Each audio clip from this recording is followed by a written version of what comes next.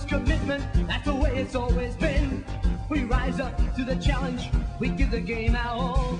With sheer determination, we go in for the ball. With the crowd thunders go. Hi everybody, welcome to the BigFooty Cats podcast. We're up to episode 5, season 2016.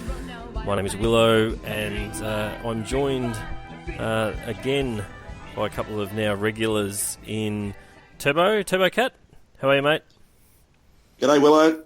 Thanks for jumping on board again, mate, and especially at late notice.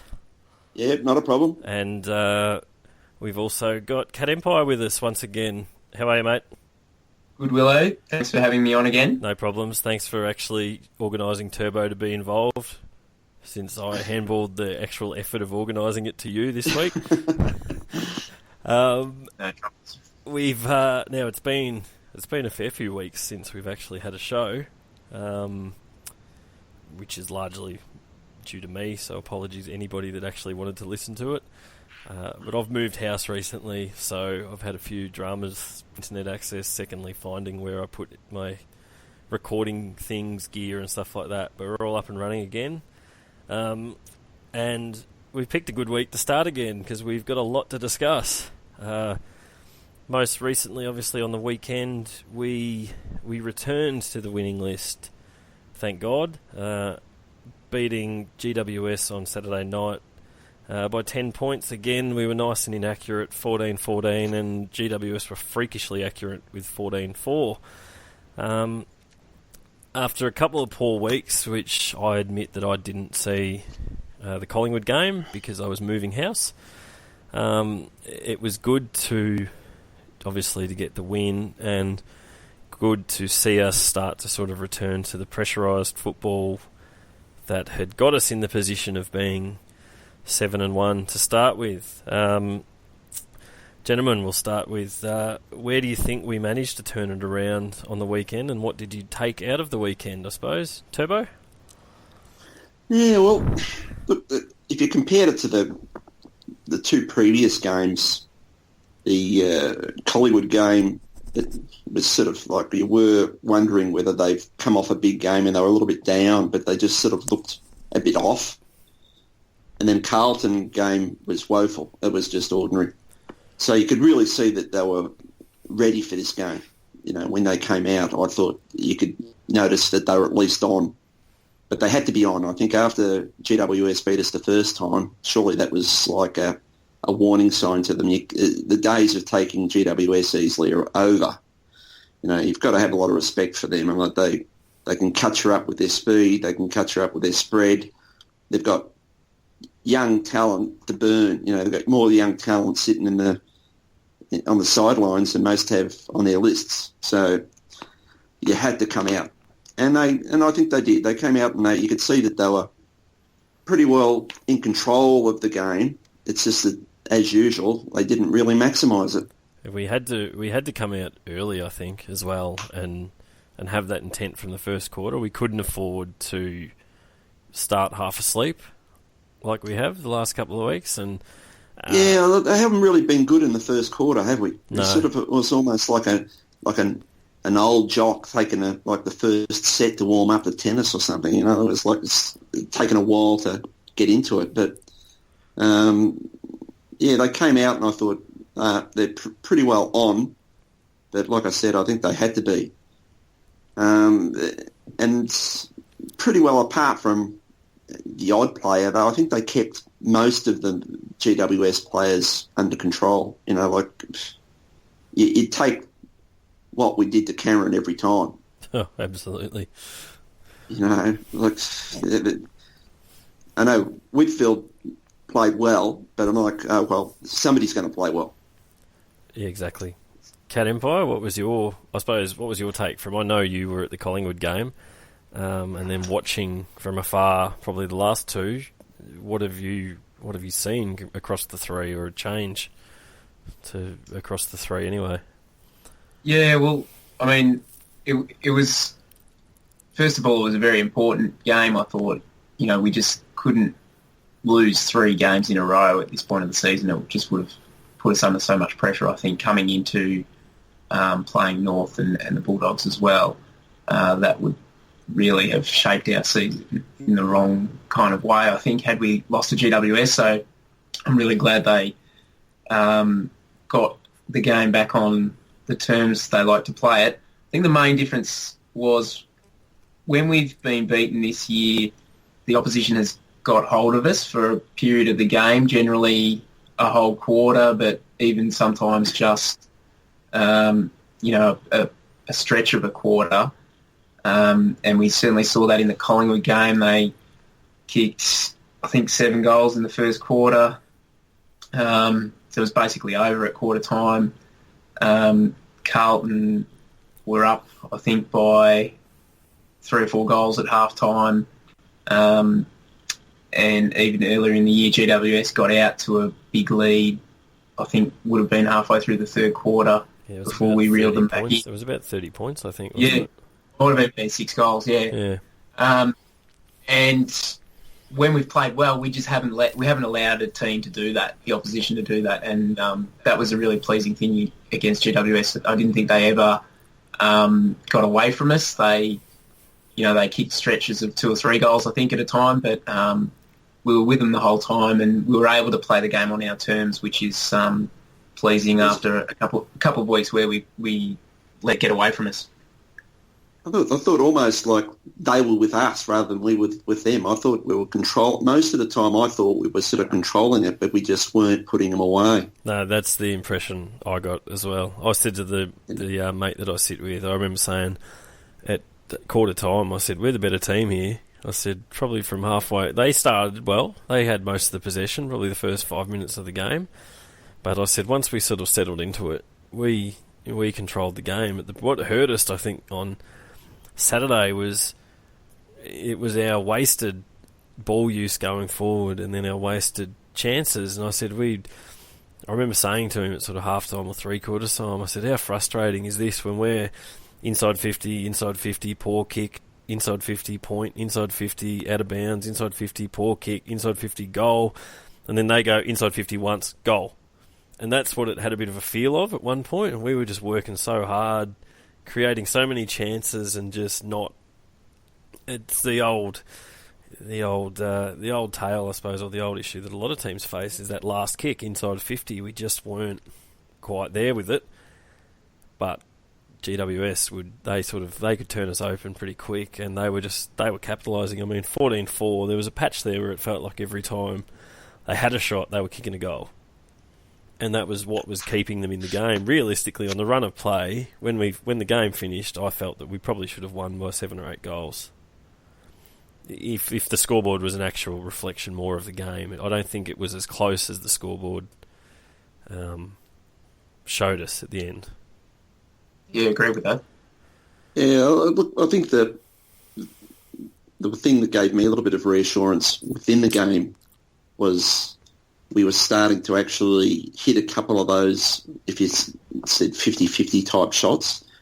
Kirsten nailed an angled shot from... That was a beautiful kick too. The Mirabel Street city side. Yep. And then later on he kicked one that was sort of like he was looking to pass it off, but somebody just said to him, "No, go back and have a look, have a go at it." Yep. We sort of talked about those long shots a while ago, I think, in one of the previous podcasts. But Kirsten went back and just nailed it. Actually, that was the one I was thinking of. That was the beautiful kick. I was sitting up the other end, and the minute that came off his boot, you knew it was going through. So it was the definition of hitting it sweet. So, I mean, the one was a sort of a really distinct, accurate shot. The other one was nice length. I thought, okay, hopefully now he could go on and kick another 3. Like he's got his eye in. But of course he didn't. Then he started hooking a couple. But anyway, then when Henderson got the ball and just laid into it from about 55, I thought, okay, now we're starting to actually score from ones that were 50-50. Instead of just missing the ones you should win on, we're picking up a couple. So that gave me confidence that it'll turn around. We'll actually start scoring from what we should score from, and we'll get home. But I think the other pleasing thing is I really rate GWS. I think they're they're one of the top 4 sides, I think, at the moment, or in the first half of the year they have been. So it really was a danger game. It would, to lose to them, I think, in a way, would have not been surprising given how highly I rate them. But I think one of the differences from the first time we played them earlier in the year was I thought they really beat us in the midfield in that round 2 game in Canberra. Got a hold of us in the clearances and in particular, but we were able to break even at least in the clearances. We won the contested possessions pretty comfortably, and we tend to win when we do that. And to do that against a quality midfield like GWS, I think is a really good sign. Yep, and I think a lot of credit, you have to give a huge pat on the back to Zac Smith for his game Saturday night. And I was at the pub before the game talking with a few of the boys, and we were saying that like Zac Smith's been a good recruit, but Mummy doesn't suit him. He suits we thought the general consensus was Smith's probably more suited to this week with Goldstein, someone that runs and jumps and not just the big beast that wants to crash and bash. But, happily proven wrong because Smith was sensational and copped a lot of flack, especially on our board, about almost being scared of Mumford in round 2. And when Mumford is in that sort of brute, intimidating mode, I think the GWS midfielders walk a bit taller and get a yard on him, and that just wasn't allowed to happen. And, I think, did he have 10 clearances himself? Which is just crazy, phenomenal, fantastic stuff from a big bloke. And just probably one of the more pleasing things from the weekend was just the way he's redeemed himself against Mumford, but just really put a stake in that he's going to be the number 1 ruckman for us as well. After, I will admit, I'd actually thought that Stanley had claimed the number 1 ruckman spot. Did you hear Chris Scott said on one of the shows that actually Smith has a good record against Mumford? Yeah, you beat me to it, Turbo. That's what I was going to say. It was on 360 last night. He said that. That's right. He said, people don't really realise that there's a perception that Mumford's going to dominate Smith, but yeah, their view of it was that Smith's got a good record against him, so that was interesting. Yeah, but Mumford did dominate him in round 2.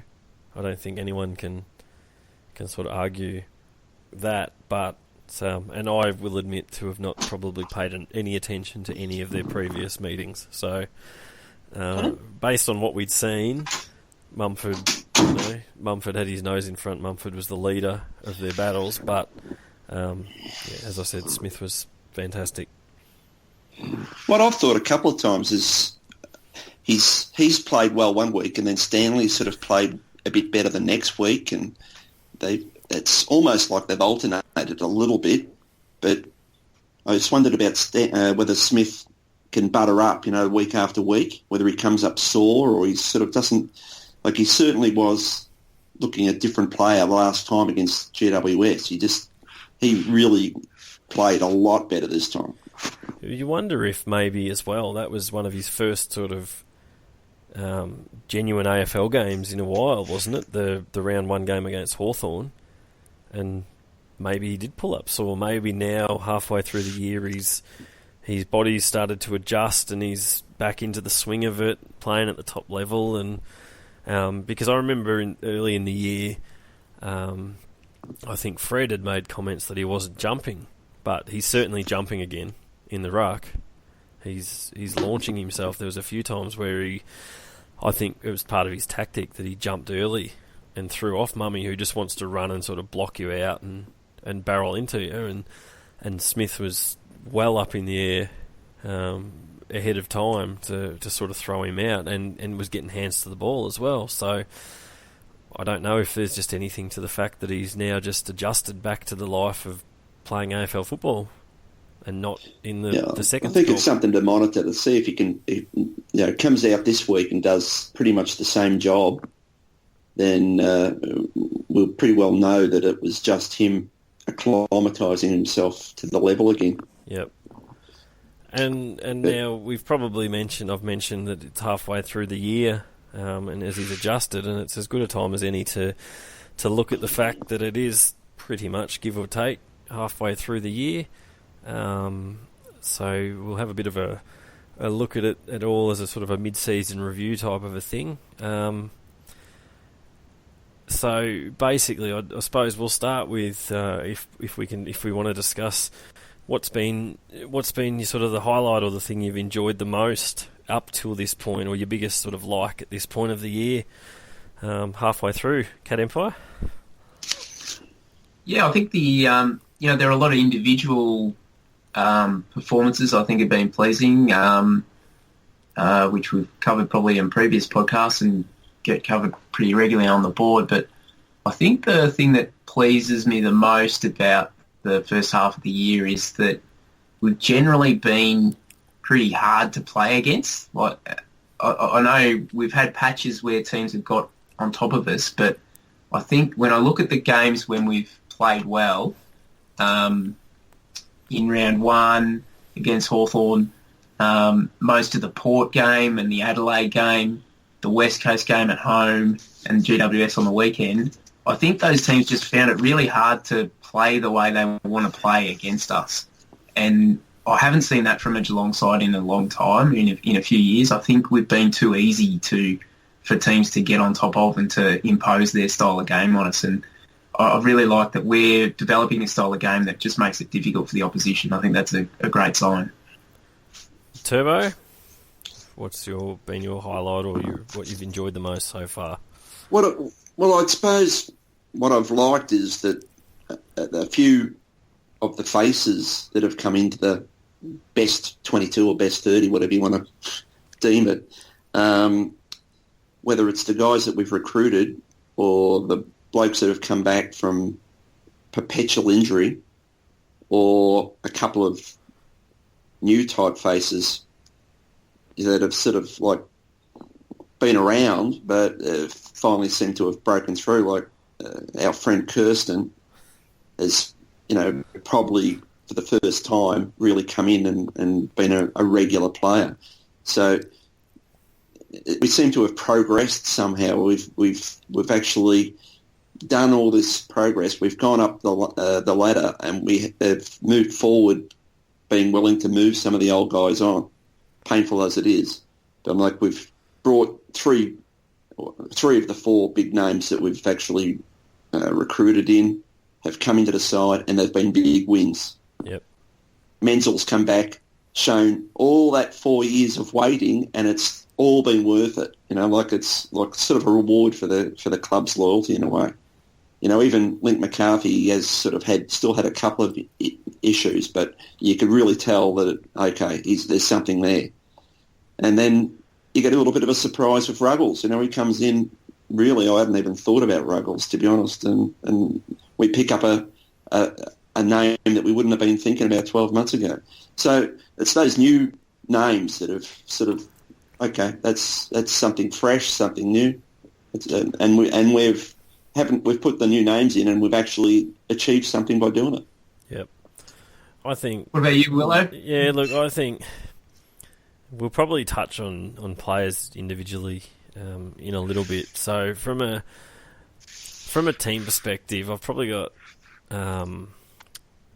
I've probably enjoyed the fact that we've had a ruckman, and it's halfway through the year, and we've had a number one ruckman, every week, and we haven't had a Josh Walker type to use an example, pinch hitting in there, and we haven't had to worry about it. And while and as you mentioned before, Turbo, this sort of one has with the Smith-Stanley combinations, I think, been really interesting to watch, and good to watch, because, as you said, one they seem to be alternating weeks almost that they play better, but you wonder if that's a bit of them challenging. There's that competition between them as well. I think the dynamic of them works really well. As I said, I thought that Stanley had inherited the number one mantle prior to last weekend. Now I'm sort of reassessing, and I wonder if you argue we don't have a number one, do we have sort of 1.5s going at it? Because they both they're both more than capable, and they both give you a different dynamic. I mean, both of them are kicking goals. Smith is competing around the ground. I remember he was referred to as soft by a couple of people when we got him, but I think he dismissed that pretty early, because I think he's genuinely shown that he's pretty hard at the contest. He's pretty eager to tackle and compete, and he applies fantastic pressure for a bloke that's 206 centimetres when he's in the forward line.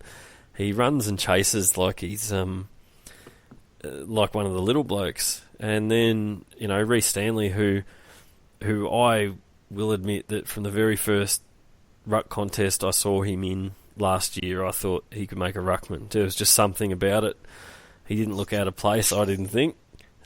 He's still obviously raw and he's learning, but geez, it's good to watch the ruckman tuck the ball under his arm and run away from a midfielder and launch it long forward as well. So that's probably been what I've enjoyed the most. And even if they don't win the tap-outs, even if they don't win the hits, you've got blokes in there that compete that at least split the contest if they're not winning. So I don't know, I haven't got the stats, and someone will probably prove me wrong with what I'm about to say, but it doesn't feel like we've been smashed in the ruck, apart from when Mummy sort of took us apart, and that was more with his physicality anyway. It feels like we're not getting smashed with the hit-outs, and at least that the flow-on effect from that is it helps our contested ball, which absolutely helps us in all our assets. If we win clearances and contested ball, we generally win. The balance has sort of swung more towards our favour than it was previously. Yep, absolutely. I think even if you look across the season, Willo, last year we were 18th for hit-outs or differentials. This year we're 5th. Yep. So, I mean, it's just a massive improvement, and it was an area that we were just never going to be competitive if we couldn't at least drag ourselves up to mid-table in hit-outs, because it just put our midfield at such a disadvantage. But now, at least, being 5th, that's a really good position to be in for our midfield, and it's reflected in the other stat categories as well. Clearances, we were 18th last year, now we're 4th.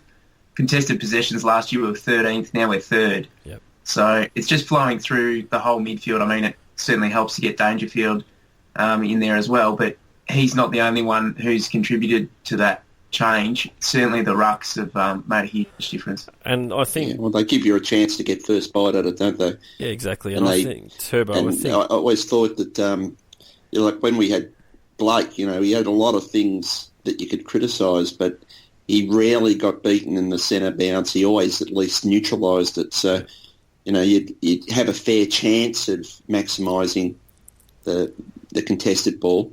And then you add danger as well. So you've not only improved the chance of getting a decisive possession, you get a better person at getting it. So, yeah, you've got to improve the stats, haven't you?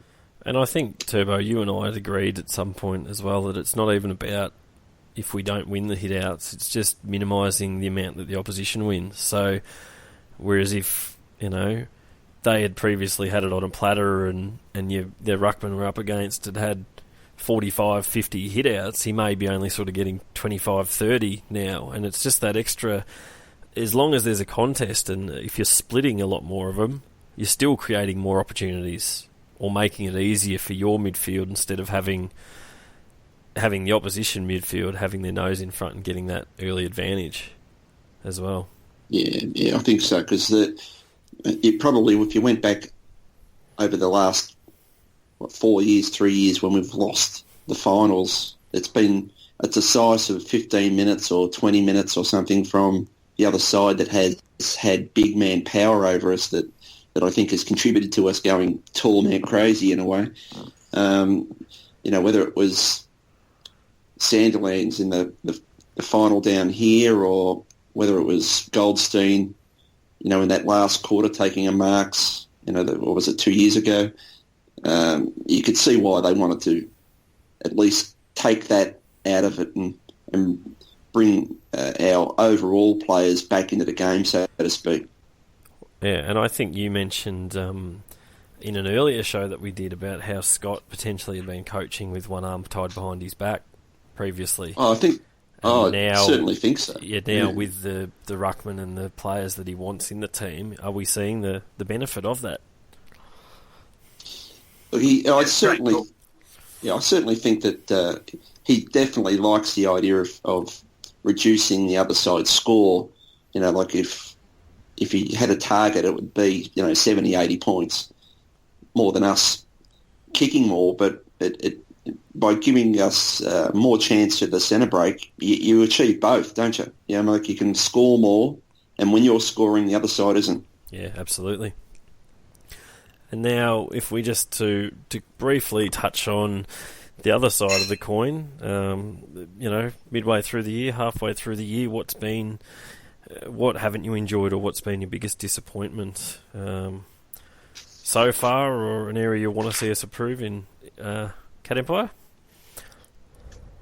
I'll probably take the low-hanging fruit here, guys, and say I think we really want to see improvement in the way we convert our chances in the forward 50. I think we are number one for inside 50s now, but not. I think we're third for scores 4 in the league, and our accuracy is clearly last in the league. So I think we're definitely generating enough chances to be a premiership contender. But if we're going to be as patchy as this in converting chances, you can just see a final where it comes back to haunt us, and we let a side get on top of us through missing chances that we should get. And I hope we stamp it out quickly, because it's going to be a nervous time if we enter September with this kind of form in front of goals. You could argue that it probably has cost us a couple of games as well. I think the GWS game early in the year, we missed a swag of opportunities in the first quarter before they really looked like doing anything. I think against Carlton the same. We were clearly the better team, general play-wise, I felt, in the first quarter, but we just couldn't convert, and then you give the opposition a sniff and a chance, and if they do convert, it's all of a sudden you're chasing us for the rest of the game. So, like I said, I think you could almost argue that it has cost us.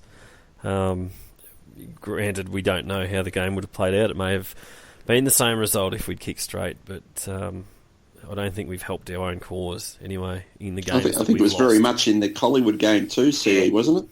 Yeah, the Collingwood game is the worst example, I think, where we lost by 23 and Champion Data had the expected scores, us winning by 9. Yep. So that's a 32-point differential, which is pretty bad. But I think it's hurt us in games, or our kicking has been bad in games where it hasn't hurt us in terms of the result, like against Essendon. Was a particularly bad one. Against the Gold Coast wasn't great. Against the Crows it was pretty awful. Crows wasn't good, but we won all of those games, so it probably masked the problem a bit. And you can just see, well, the Collingwood game was won, but it'll happen again if we keep it up. Yep. And as we mentioned before, there was the double whammy that we're missing while the other side is almost unbelievably accurate. So I guess there is the question, Willo. I think you might have got on a bit of a Twitter discussion about it earlier in the week about, does it reflect where we're taking our chances from and where the opposition's taking theirs? Yeah. Any thoughts on that? There was a discussion earlier in the week from an esteemed started from an esteemed poster on this board.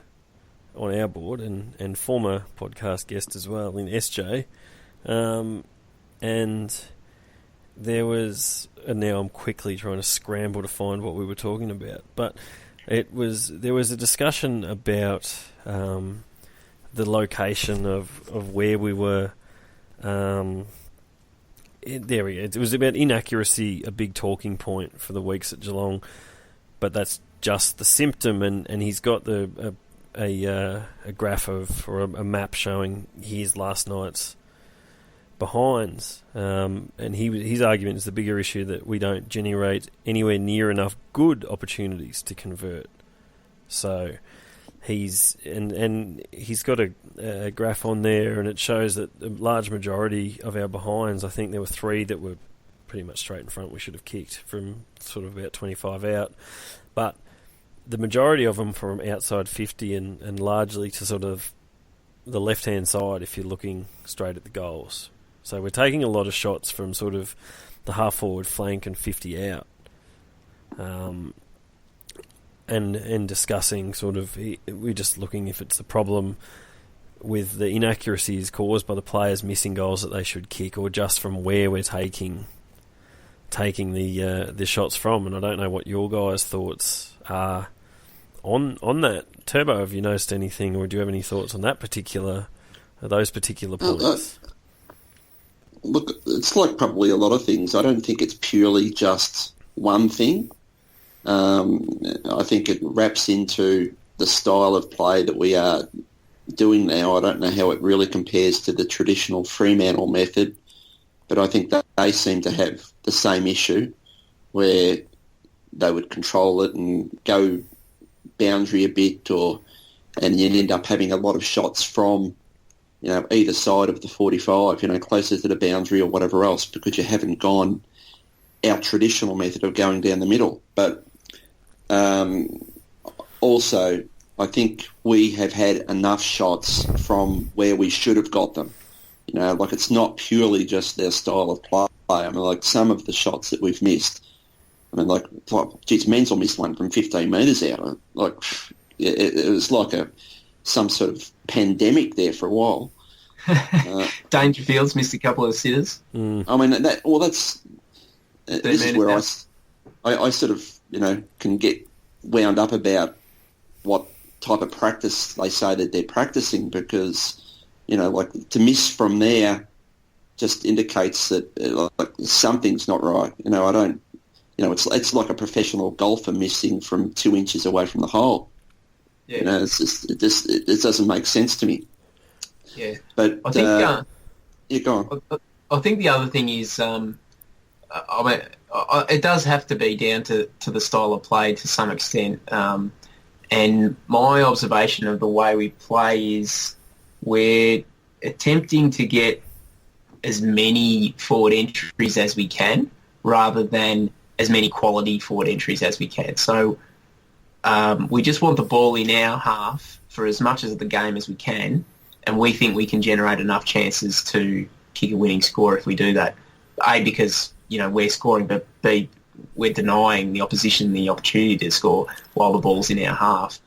And I think that what that means is that when it's congested and there's no space for forwards to lead to the places they want to lead, which is the corridor, so they've got nice, easy shots at goal, you're taking shots from all over the place, and they're not necessarily well set up. And also the flip side to it, if you look down the column of how our opponents have scored, and it does seem like they've scored very easily and very accurately, GWS being a good example of that. When the ball is congested in our half for a lot of the game, when it comes out quickly, there's just a ton of space for the opposition to attempt to score. It's usually 1-on-1 or 2-on-2 if we can keep the numbers even. But that means that they usually get to score from running into an open goal or kicking to someone on a lead in a spot where they want to be kicking from. That's got to be a part in all of this, I think. It is a way we're choosing to play, but it is having an effect on how accurate we are and how accurate we're letting our opposition be. Yeah, and with SJ's tweet that he'd sent out, I replied saying I was wondering if the opposition's constant accuracy against us is due to the shots we allow them, which is sort of touching on what you just mentioned at the end there, CE. And then Buddha 230, who is a long time, not so much of a poster these days, but still a long time BigFooty lurker, I know that much, an occasional poster. he jumped in with more evidence and showing that GWS Pies plenty of corridor goals given up, and again we had a lot of shots from the left hand pocket, and then which I was thinking, is it a result of our press and the space available once the team gets through? And we sort of thought it potentially his response was that when you have fast unexpected turnovers, the defence doesn't have enough time to reset. And as there should be then, when you're not reset, there's far too much space. So they're getting themselves a lot of shots that are corridor shots and within 50. Yeah, that's right. I think we have tried to move to a controlled movement of the ball rather than the tsunami type movement of the ball, where we got caught out so often and we got burnt. I've heard Scott talk about if we're going to make errors where it doesn't flow on and cause an error that will burn you. So he'd rather, if you're going to drop a mark or whatever else, drop it in the forward pocket or whatever else. Don't drop it in the middle where you get opened up. Opened up. So I think that it all wraps up into the same sort of mindset. So okay, we're protecting ourselves, we're going to hold the ball, and then if you're a little bit down on foot skills, if you haven't got the foot skills to really move it quickly and still hold the ball, then it slows down and then the movement goes forward slowly, and then, it all sort of ties into the same sort of methodology. It's, this whereas I think GWS has got that much, leg speed. They've got highly skilled that they're just backing themselves now. They're really, I could see them playing exactly almost how we were playing in 07, 08, 09 and getting away with it. This probably then leads to, most weeks when we're doing a podcast, I send a quick tweet out and to try and get some interest if the people that run the BigFooty account get a chance to retweet it or anything. But I put out the question tonight offering suggestions for people for what they would like us to discuss, and we received a reply this week, but I've sort of given up the goat of who it was. I was going to pretend we didn't know who it was, but it was SJ saying he wanted to discuss the forward press / slow ball movement combined with slow key forwards and mediocre small forwards. So very to the point with, and he's probably got an issue that he would like to discuss at some point, I'm assuming, reading that. But what you just mentioned then, Turbo, probably sort of leads into a part of that, where you said instead of the tsunami type football, it's much more controlled and methodical. Well, I think they try to control it at least. But as soon as we lose control, then it looks woeful. I suppose I remember, I'm pretty sure after the Adelaide game I think it was on the couch, which I don't watch a great deal of, but I just happened to catch a bit of it this particular week, and I think they were looking at the way Geelong set up, and they were mentioning how Geelong do slow it down there, that when the ball's in sort of the half-back area, we do slow the ball down and the theory from, I think it was Jonathan Brown, maybe David King as well, was we're deliberately slowing the ball down in that part of the ground so that it allows our defence time to set up behind, and then obviously minimises the damage if we do turn it over, that they're in position and ready to go. I don't know if you guys have got any particular thoughts on that, or what your thoughts are on the particular move, the way we're moving the ball. And at the same time, I suppose, what else SJ has touched on with the forwards at the other end, where it's going to and how the roles they're playing. Turbo, do you have any particular thoughts on that? Look, I think that the game's obviously, changed. Everybody is pressing, like all 18 sides press. So you basically have to, you're in the game or you're not, and it's just a matter of whether you overpress or you hold certain forwards back. And I think sometimes I've heard certain guys, even, Troy Selwood, he's in the club, the forwards are getting too far. But it's fine when it works, but if it gets over the back, then you're well and truly open. So if you press like that, you're almost gambling a little bit that you're going to cause the turnover and then you're going to get a score from it.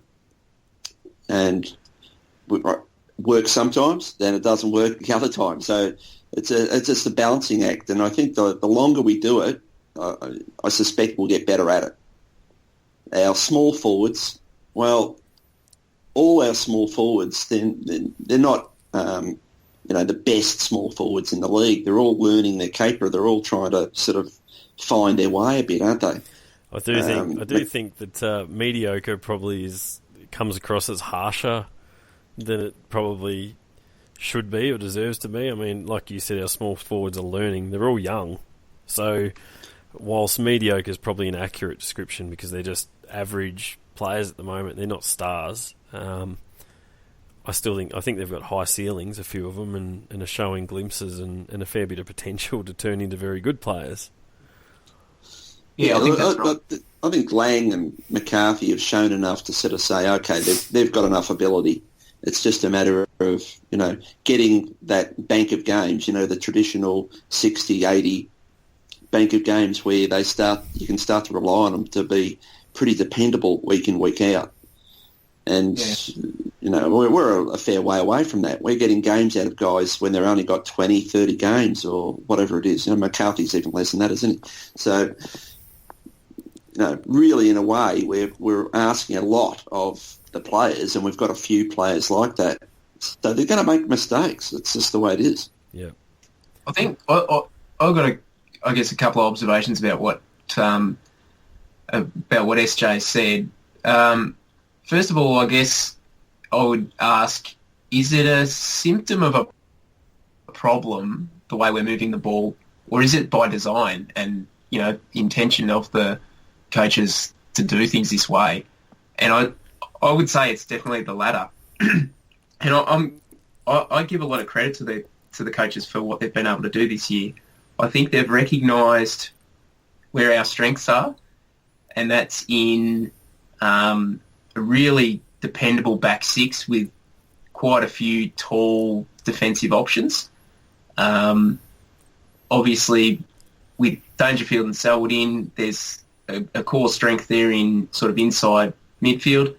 And with Stanley and Smith, there's a dependable ruck duo.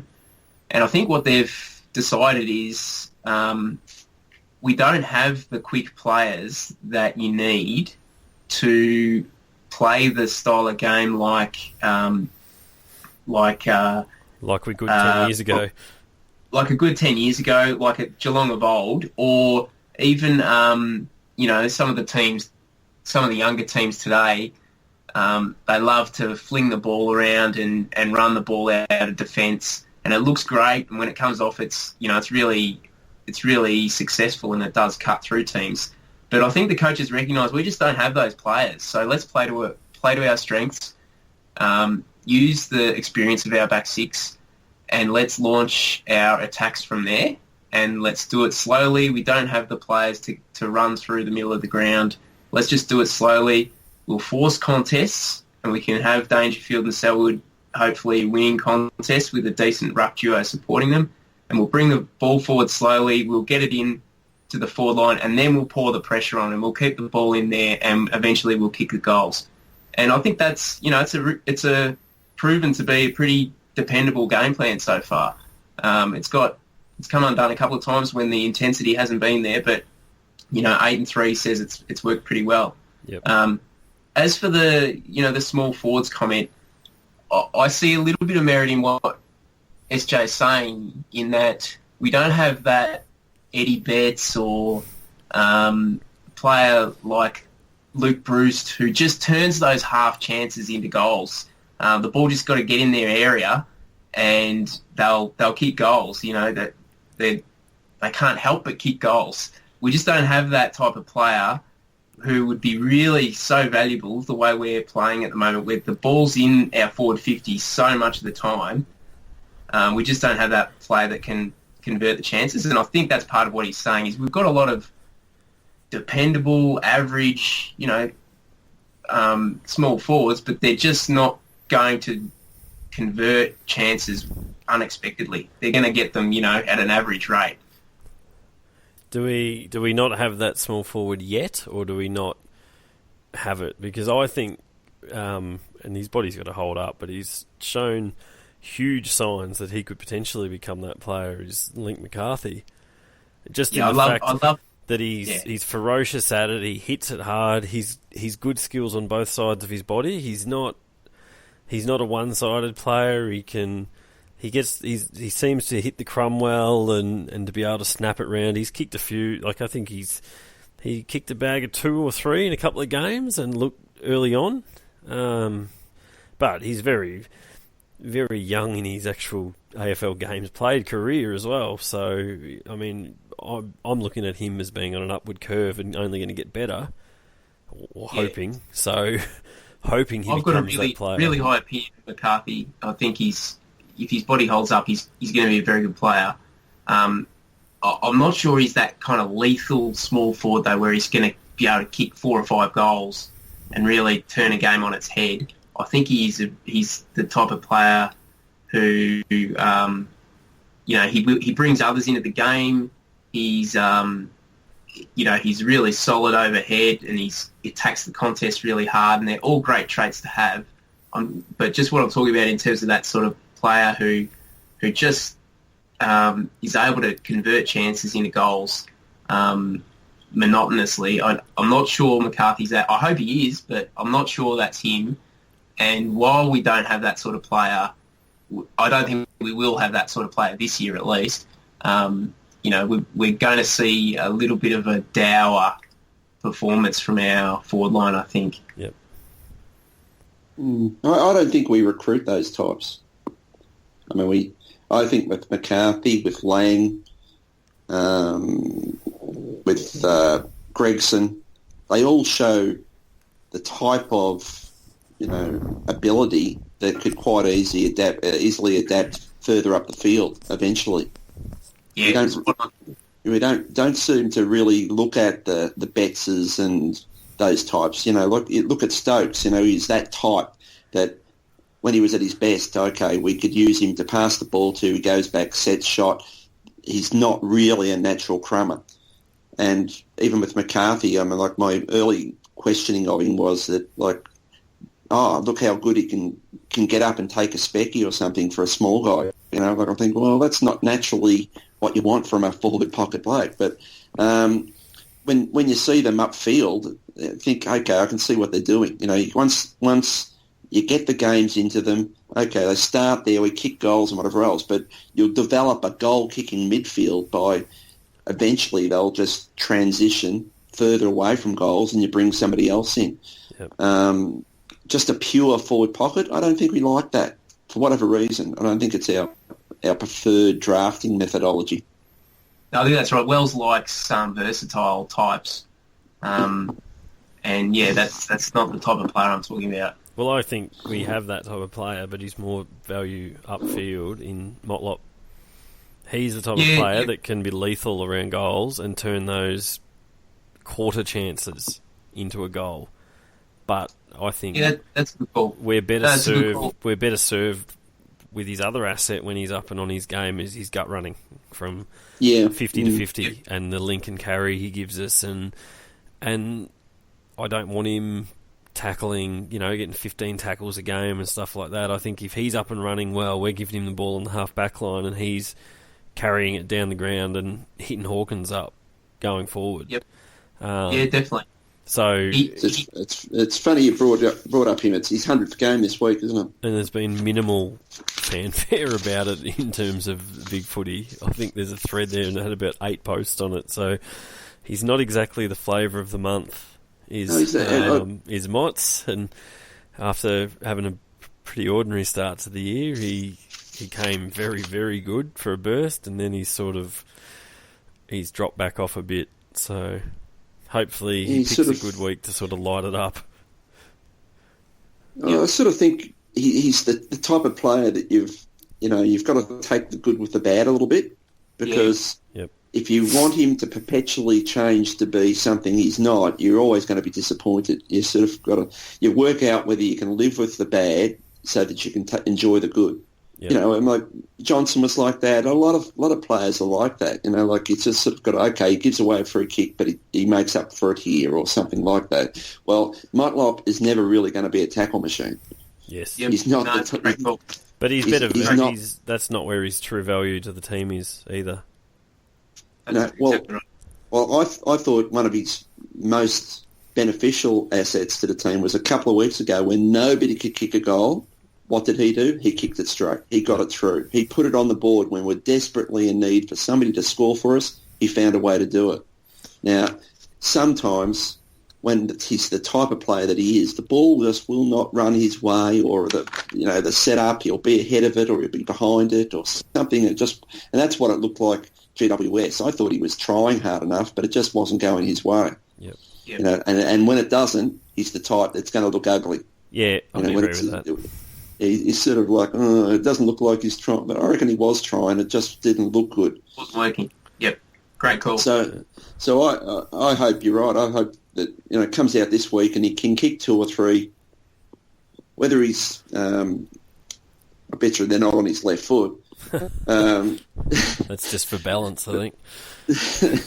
But yeah, if he can get the ball, he's probably a legit 80-metre player, isn't he? Really, because like he can run 30 and kick the 50-metre goal. Yep, I agree with that. And I'm one that does turn on him pretty hard when he's down, but he's the type of player that if he's on early, he can lift the team around him as well, I reckon. If he's up and about early, he can really spark everyone else into action. I think he's probably easy to criticise. A lot of players like that aren't they? Yep. Some players, they look like they're trying their guts out, whereas other players, when they've sort of got that lackadaisical sort of stance and gait about them, they just sort of almost look like they're disinterested sometimes. It's just not their week.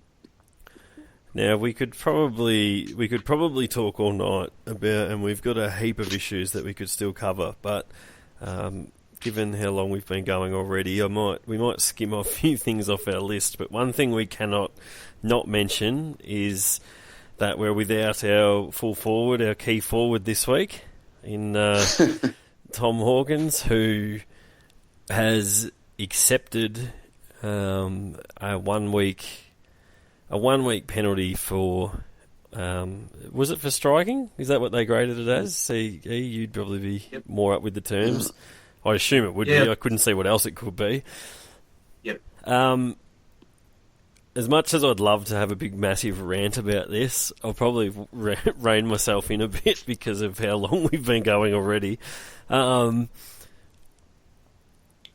Where to start? I mean, I think, firstly, the most disappointing thing about all of this, regardless of how stupid... Now, Hawkins has to take the responsibility for putting himself in the situation to start with. Because the simplest way to not miss any weeks is to not do something like that. That being said, there is not a chance in hell that was worth 2 weeks. And the fact that the clubs are almost... I won't say bullied, but almost sort of left with no option with appealing, just due to the fact that they say that's giving you 2 weeks, we'll give you a week off if you accept it. I mean, I'll probably get too wound up to actually be able to verbalise what I think about it, but it's if that is worth 2 weeks, I have obviously been watching the wrong game for all these years, because I could understand if they gave him 1 week and then he could appeal it and there was no extra, no extra penalty for appealing it. That would make a tiny bit more sense to me. But to grade that as 2 weeks, considering the crap that they let go everywhere else, is just shocking. And it makes you question why you even bother watching, to be honest. So I sort of think the club as much as the emotive side of you comes out and says, you got to take that on, that's crap, the club looks at the risk management side of it and says, well, we don't want him missing 2 weeks, and I think that's what probably sways them. Yeah, I'll let someone else. Who else wants to have their say on that? Well, I just think about it a bit more. I think just, the ambiguity of how they come up with what's worth what, and what they decide to actually say is, oh yes, that's hard enough to actually say it's worth something, whereas other times, no, that's that's far too weak. That wouldn't be classified as something that should be sanctioned. And then at the same time, you can brush a fly off somebody's chin and you get sanctioned, and somebody else goes whack and puts them on the ground, whacking them in the guts, and that doesn't get sanctioned. I mean, it's just all over the place at the moment. I don't quite understand it. I'm like, would you say to Hawkins, next time somebody's giving you a bit of grief, just make sure you only, hit him in the guts. Don't go anywhere near his head. Because the worst that'll happen there is you only give away the free kick and maybe a bit of money. It's silly at the moment. I'd really wonder if you were the NRL spin doctor up there. I'd say they'd be sort of saying, "Oh, look, we can make hay out of this." I mean, like two guys looking at each other. They sanction the bloke that sort of like does it face to face, but they don't do anything against a guy that does sort of a snide, cheap, cowardly hit. Makes you do it does make you wonder where it's going, to be honest. But a little bit old-fashioned like that, I'm afraid. So, I sort of, they talk about if Hawkins had hit him hard, built like this or built like that. Maybe that's what they, really want. They sort of don't want them to touch the face at all. They don't go near it. And the bigger you are, the more likely you're going to get punished. It's really hard to work out. Catempire? Yeah, look, a couple of things.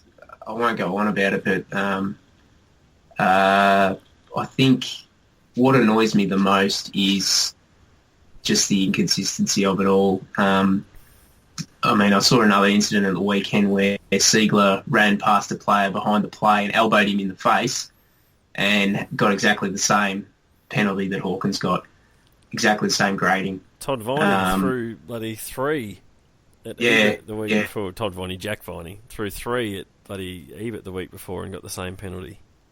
Yeah, and so deliberate. There was no jumper punches. He threw a combo. So yeah. While we're getting that sort of inconsistency, fans are going to be annoyed by these results. I think the other thing is, I thought at the start of the year last year they revamped this system, introduced the fines for minor offences, tried to simplify it all, make it clearer so we got more consistent decisions. This is exactly the type of incident that deserves a fine. It's just a no-consequence incident that didn't hurt anyone, didn't have any risk of hurting anyone, and it's just exactly the type of incident that needed a fine. And everyone would have nodded their heads and said, "Yep, fair enough. Don't do it again, Hawk, or you'll be even lighter in the pocket next time." But for it to start off as a 2-week incident, a 2-week penalty, I think is just absurd. I'd agree with that. I think the times they're trying to, and you see the chart that they use to determine it all, and it's just they're trying to make it too black and white when the game doesn't necessarily allow that. And I don't know, and the most annoying thing about all of this is you can bet that Hawk will be the only player suspended for doing that this year. So they'll come out and if they're going to make a stand against jumper punches and all this and that, that's fine. Do it for everyone. But they'll do it this week. They've copped a whack in the media from everyone now about it, so you can bet your bottom dollar they won't do it again all year. They'll tuck that one away, and it'll just be one player that's forced to miss games of footy for something that no one else has had to miss for. Yeah. What's the carryover point situation? Any idea? I don't even understand how it works anymore. I think they got rid of the they points. got rid of that. I think there's no points anymore. It's just like a simplified system with. So there's no issue if like there's another situation later on in the year where it can turn from one game to two. I don't think so. No, I think you get a loading, like a percentage loading, but it's not points based anymore. Okay. So it might be like 10% or something, or 20% for subsequent offences. Yeah, it's I don't know. It just makes you shake your head, really. That's all. If they were consistent, if they were going to be consistent, then we'd all cop it and wear it. But the only consistent thing about the match review panel is that they're inconsistent. So it's just what it is, and it seems like we just have to suck it up and move on, basically. As frustrating, as annoying as that is. Sort of leads us to this week, doesn't it? With no Hawkins. Yeah, it leads us to this North. week. We're playing the top of the table team, and we're sitting third. So it's a big clash Saturday night at the Dome at Etihad. North at 10-1. They've been questioned by many people, myself included, is to their to see what their actual credentials are and if they're actually good enough or if they've just benefited from a soft draw. Hawkins out doesn't help, that's for sure. How do we think... Well, I suppose firstly, what do you expect? What changes do you expect now that Hawkins is out, and which way do you see us going, CE? Yeah, I mean, there's a few options. The simplest one is obviously just bringing Stanley straight in and trying to replicate the same structure we've had with Hawkins, but with Stanley there instead. I tend to think they might chance their arm on Vardy just because of the Goldstein factor. I think they will want both Smith and Stanley available rucking for 100% of the game. So I think despite Vardy's poor form, he was an emergency last week, so they obviously think he's not far away, and I think they might just chance their arm on him. The other option, of course, is to play a smaller forward line, and I've just got real doubts about whether that's possible given the style of game we try to play, where we kick the ball in long to Hawkins and then try to lock it in. I think if you don't have that player there, then you've really got to change the whole way you play, and I'm not sure we're able to do that just on 1 week's notice against the top of the ladder team. Yep. Turbo, what are your thoughts? Well, I think it presents a challenge, but it may be you could try to replicate the Hawkins setup, but there's nobody else that's sort of Hawkins, really, is there? I mean, like Vardy, even though he's tall, most people question his marking ability. Stanley, I don't think has ever been a great success as the sole forward target, but probably has never been given that role, to be honest. I'm like, what, at St Kilda there was always Reid Walsh, wasn't there? Yeah. So we probably haven't really got anybody else that could slip in and take that number one mantle. Even we can put a bloke in there that can sort of, okay, he can take a mark and whatever else, but you're not going to sort of instantly replace Hawkins. If we had more midfield options, if there was sort of like if Menegola was ready to come in or something like that, I could see them sort of trying Dangerfield forward more to try a different setup, try something different, make use of the week off that you've got Hawkins out. Okay, let's try something. Even if it's not, if we play them against in the finals, it wouldn't be what we've got, but it gives you a chance to just try something. The trouble with going for the small forward is it's a bit like what we were talking about before. I don't know if our best players are small. We'd be hoping for Kirsten and for Menzel and for whoever else is down there to actually take some marks and kick some goals. So yeah, it'll be interesting to see how they set up. You think they'll bring in Vardy and Stanley see it? Well, Stanley will definitely play. There's no doubt about that. It's just we have had Smith, Stanley and Hawkins in the team, so I think Stanley kind of is a no-brainer to come in, but he doesn't really replace Hawkins in my mind. He comes in as that second ruckman that we just didn't have last week. So the role he's been playing basically just returns to that.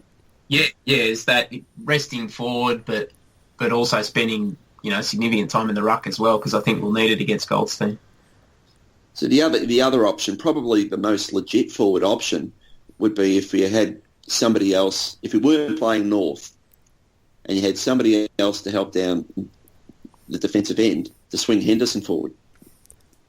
Yeah, I mean he's talented enough to play that role, and he's played it before. Would you really want to mess it up? He's playing so well down there. Yeah. And the other thing is North have the tall forwards that you need him back there for. Yeah. Yeah. Well, in our ideal situation, Mitch Clark would have played VFL about 2 or 3 weeks ago, not just last week, and he'd just come back in. But they've obviously made it perfectly clear that they're not going to bring him back in until after the bye, which is the right thing to do. You'd assume, but in an ideal world, he'd be the one that would be ready to go, because he's certainly talented enough to play that role. Yeah, he has got the mindset and the skills to play that role. But where do we see him coming back in? I mean, if we got to the bye, and both the VFL and the AFL have the bye the same week, so then does he come back in to the side after that bye, or does he play another week in the VFL? And where do you fit him in? I don't know where they fit him in, but I get the impression that they'd like to after the bye. So whatever, just the fact that they've mentioned it and said after the bye, I'm pretty certain that they've got a set plan and they want him in. I've got no idea where. I mean, in the NAB we played with Smith, Stanley, and Vardy and Hawkins. Extended bench though. Yeah, that's right. And so does that force one of the talls at the back to go out and things to be reshuffled? Does it? I mean, it's a pretty bloody big forward line if you've got, Stanley, Clark, Hawkins, and then Menzel and Kirsten, who aren't small. But granted, Kirsten's a lot quicker than his size would probably, you'd think it'd indicate. And Smith, at the same time, he moves better than a bloke his size should as well. But you still, I wouldn't want to see that team stroll out on a wet day, because the opposition defence would just run away happily with the ball. Yeah, if you don't take the mark, you're going to watch the ball bounce out pretty quick. Yeah. But I mean, like you said, I wonder what Vardy was thinking the other day in the VFL watching Clark kick 3 goals. I mean, he'd be sort of like wondering where he's going to fit, wouldn't he? Well, I hope that kick up the maybe he arse comes in and this is his chance. Yeah. I hope that Clark coming back sort of puts a rocket up Vardy's arse and he actually gets himself back up and going, because surely now he has to be aware that he's not just going to walk back into the team. And not only that, there's someone else who's come back who's probably already almost jumped in front of him, or is very close to it. So it's getting a bit now or never for him, really, isn't it? Yes, yeah. Everybody loves the idea of bringing in talent until it affects their position. I suppose, where do we see this weekend? How do you see us going, or what are your thoughts on the upcoming game, and where do we beat them, basically? Turbo, do you have any thoughts? Well, I sort of thought that we've almost set our back line up to compete against North's forward line, because there's not too many forward lines that are sort of structured like North's forward lines, with that sideshow Bob Brown, and you got Waite. Geez, I mean, Carlton must be really peeved watching him play. Well, we played one forward line on the weekend just gone that was set up very similar, so the boys have had a good practice run at it. And Petrie's goal kicking form has been down, so that worries me because he's just as likely to go bang against us. I think he's kicked 1 goal in about 3 weeks. So I think our backline, if it all hangs together, as long as we don't get inflicted with too much quick inbound ball, we can handle that. So it really gets down to what most games do. If we can win enough of the neutral ball in the centre bounce, if we can control it and then convert, we win. CE?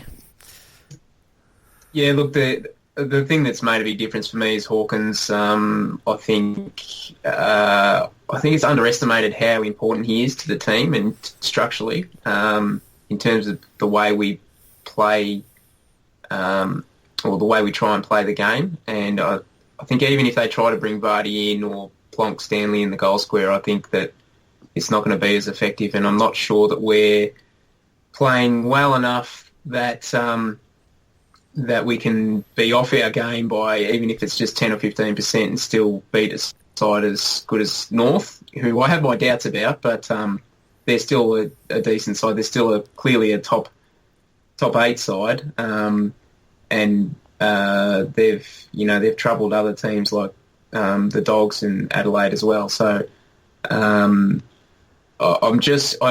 have my doubts now with Hawkins out that we can get it done. I'd be putting my money on North if I had to. Which it's probably a bit of a concern that it's opened up just long term as well, of just how many eggs we put in the Hawkins basket for the year as well. If something was to touch wood, it doesn't, but if something was to happen to him, we'd be, it'd really test what the coaches are made of, that's for sure, because if one player can cause such an impact, it's a bit of a concern, I think.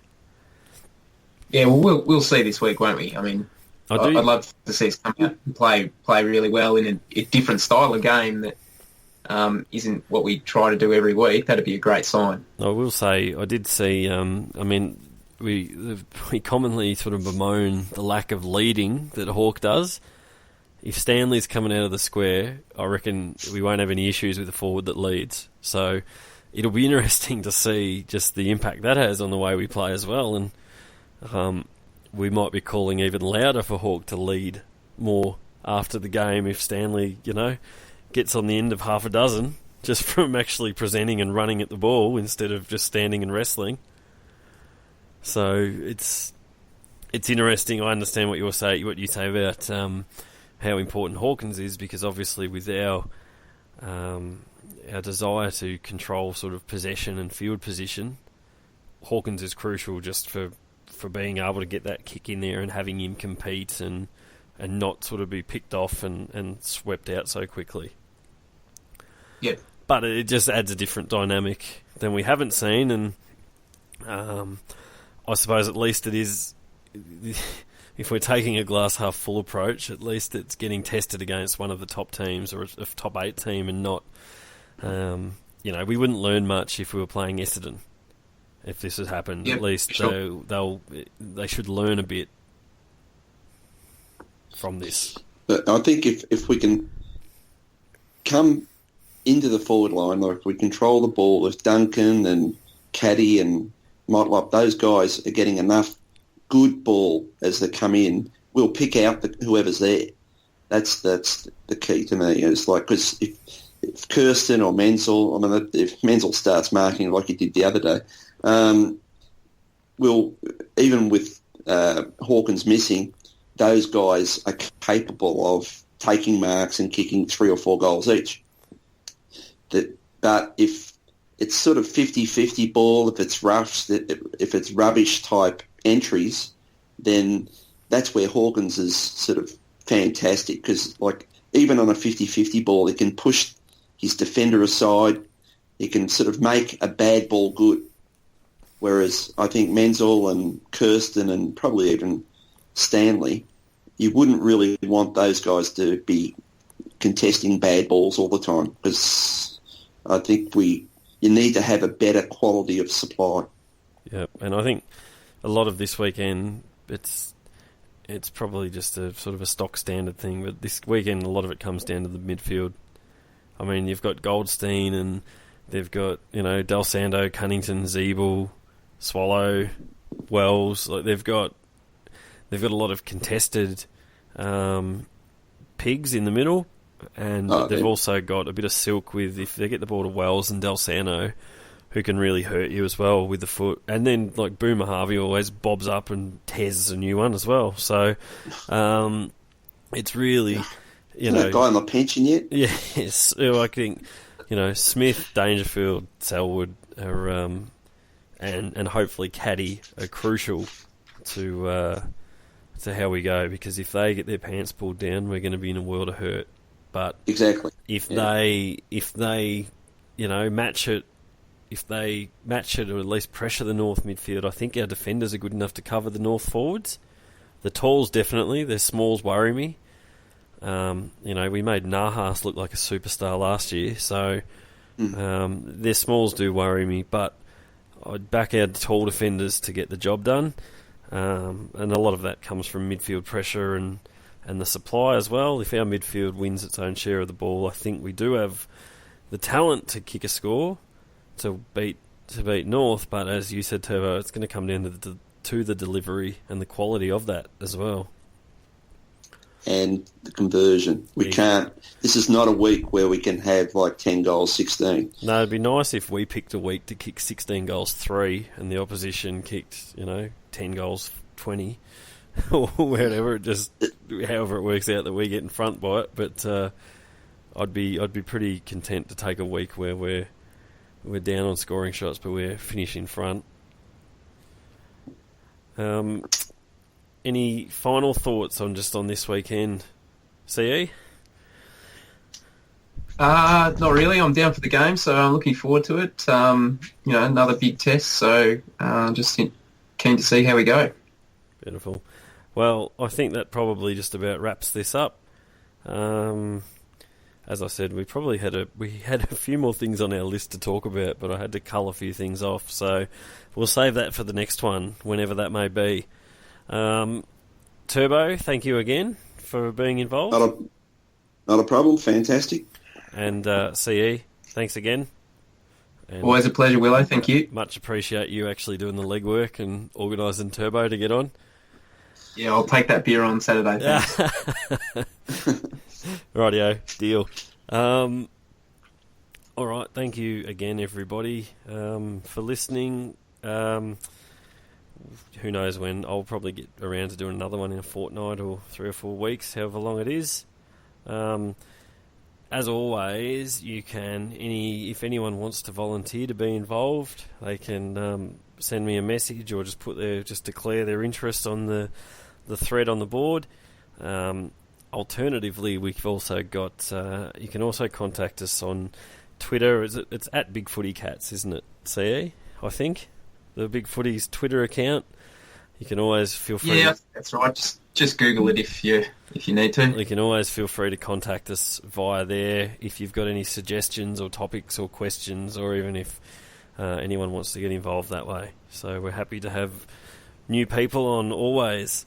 So that's about it for another week. And if anyone is really a sucker for punishment, I'm going on the North Melbourne one on Thursday night, so we'll have a listen to how that goes. So I've been roped in, so I'll see. I'll report back and we can compare how ours stacks up.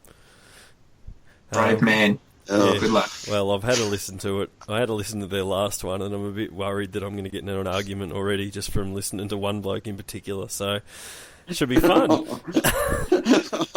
Well done, Willow. All right. Anyway, thanks again for listening. We'll talk to you all again in a few weeks' time. Until then, cheers, go guys. Cats. Thanks, Willow. Go Cats.